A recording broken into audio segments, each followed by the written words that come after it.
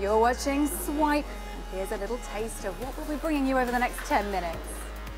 Angela hits the beach to find out how a new game could help rescue the ocean.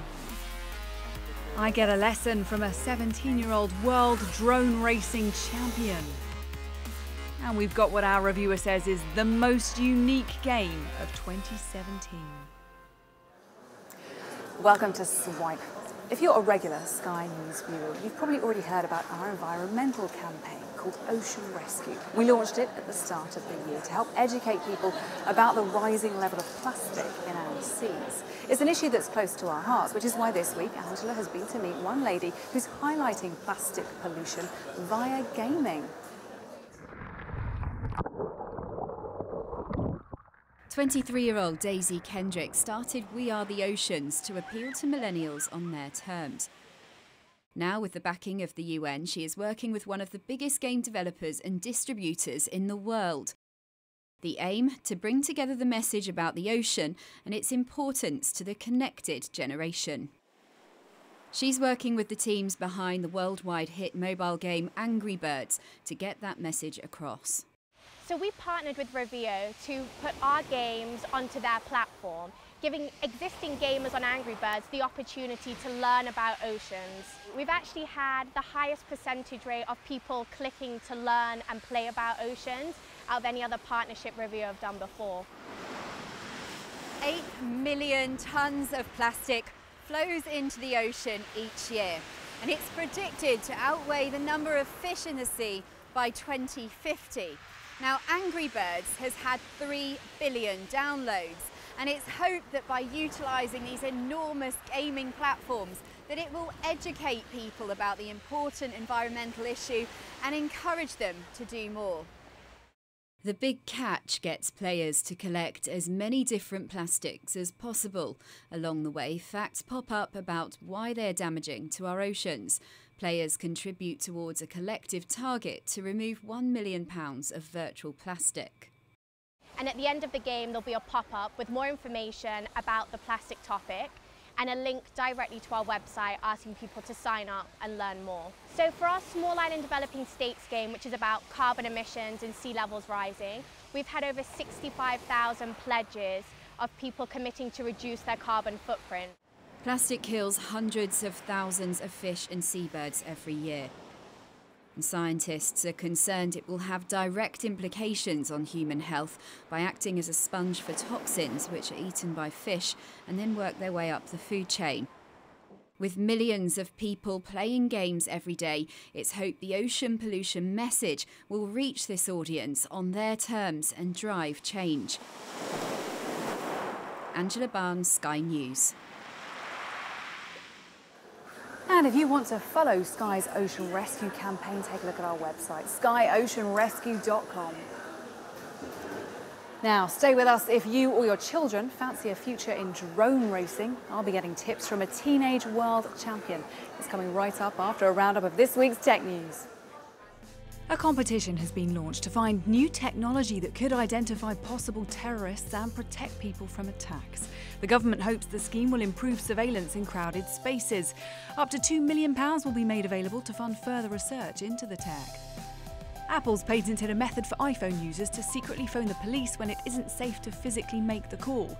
It means in the future, users could make a 999 call with a sequence of fingerprints, for example. Atari has revealed what its first games console for 24 years looks like. The company emailed fans to say it would feature modern internal specs so it can deliver new games as well as classics from its back catalogue. And how did you celebrate World Emoji Day earlier this week? These guys were among fans all over the world who set the first Guinness World Records title for the largest gathering of people dressed as emoji faces at the same time. Let's move! Roger that! Stick around for our games review in just a few minutes. The multiplayer that changed everything is back. But first... Have you ever heard of BanniUk? That's what he's known as in the drone racing community. But to his mum and dad, he's Luke Bannister. He's 17, he's a world champion, and while he was in London, between competing in Shanghai and the US, I caught up with him for a chat about what he does.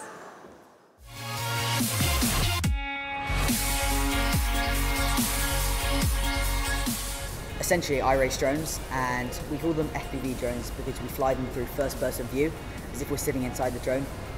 So these aren't your average drones. They're smaller than the sort of filming drones you'll see at a shop or whatever, and they're much faster, much more maneuverable, and we have total control over them. Is the current drone racing technology pretty up to date? The drone tech's sort of a bit behind.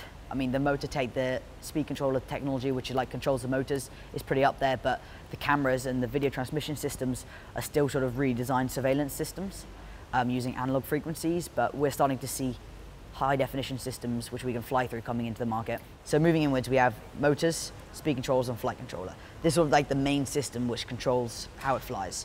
And what about the future of the technology with drone racing now? What can you see happening? I think when VR comes in, we can start recording with 360 cameras, and that'll give a really amazing spectator experience, being able to look around the drone as we're flying, as we're racing other drones. But another thing which will improve drone racing is the battery technology.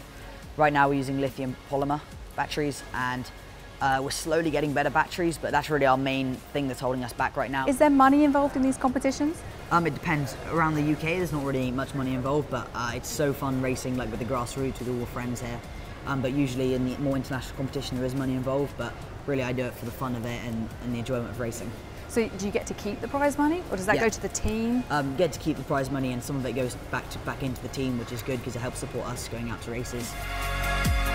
For any budding drone racers out there, what would your top 3 tips be? Say firstly, when you start, go out and get something like this, which is the perfect toy drone to start on. Is this like a smaller version of that? Yeah, basically a smaller version, scaled down bits in it. Is it really easy to use? Very easy to fly. Could I fly it? Here we go. Oh, okay, So you bring the just going throttle up down now. If you push forward a little bit on the controls. On the left or right? Right. Ah, You're doing it. So what would your second and third tips be for beginners?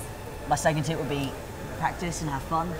And my third tip would be, when you're looking to build a drone of this size, go on YouTube. There's tons of videos out there to help you learn, and you should find it pretty easy. Out of interest, what A-levels are you studying? I'm studying maths, physics and chemistry. Shame there isn't a drone racing A-level, right? Yeah. Oh! That'd be pretty easy. Here we go, coming down, coming down. And if you smooth the throttle even lower, landed. Woo, Awesome. high five. I reckon there's probably still room for some improvement there. Video games time now, and this week Simon has been back in the studio. Here he is with his pick of the latest releases. Yonder, the Cloud Catcher Chronicles, which is actually quite a mouthful to say, for the PS4 and PC, is probably going to be the most unique and the most original game you play in 2017. Now, the reason for this is that there's no combat in the game at all. You're never even asked to punch anybody in the face or kick anybody in the stomach. The whole reason to exist here is a village needs your help, and you help out that village by doing some farming or doing some chores or just solving some puzzles. That's it. That's all you do. At first, the island kingdom may seem strange. However, because of that, it becomes incredibly engaging, incredibly charming, and you find yourself falling into this pattern, and you help villagers out, and they come up and thank you, and then you do some more stuff for the villagers, and they thank you again. And it's almost like this routine that you fall into as if you were going to work every day, and before long you've played it for 20 hours, and you're like, where the hell did that go? So Yonder is wonderful. If you're a type of person that wants to find a game that's utterly different, this is for you. I strongly recommend that you go and check it out.